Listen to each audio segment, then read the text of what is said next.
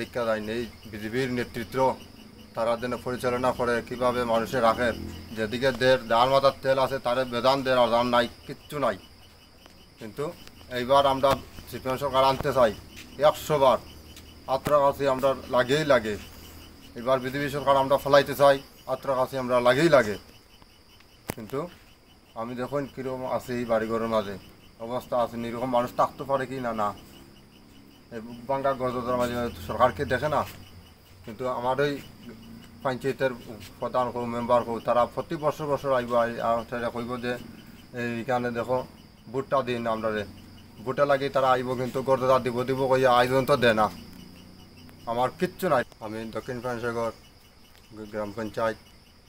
আজকে আমি দীর্ঘদিন ধরে তখন সোনবাসের গড়, আজকে সেই সোনবাসের গড়ে আমি বসবাস করে আছি। কিন্তু আজকে দীর্ঘ 5-7 বছর হইয়া গেছে, কিন্তু বিজেপির সরকার তারা নিজেরই কাজ করে শেষ করতে পারে না। আমার গরিব মানুষ কী দিব? আপনারা দেখে যান আজকে এই গড়ের অবস্থা।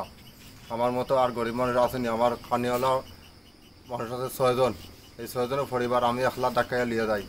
এটা নিয়ে আমি খুব কষ্টে বসবাস করে আছি। আজকে আপনারা আইসুন দেখা যায় এই বিজেপির নেতৃত্ব তারা যেন পরিচালনা করে কিভাবে মানুষের রাখে, যেদিকে ডাল মাথার তেল আছে তার বেদান দের আর দাম নাই, কিচ্ছু নাই। কিন্তু এইবার আমরা সিপিএম সরকার আনতে চাই 100 বার, আত্মঘাতী আমরা লাগেই লাগে।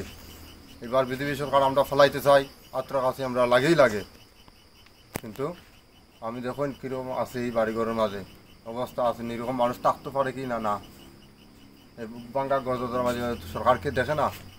কিন্তু আমার ওই পঞ্চায়েতের প্রধান হোক মেম্বার হোক তারা প্রতি বছর বছর আইব, তারা কইব যে এইখানে দেখো ভোটটা দিন আমরা ভোটে লাগি তারা আইব, কিন্তু গর্দা দিব দিব কইয়া আয়োজন তো দেয় না। আমার কিচ্ছু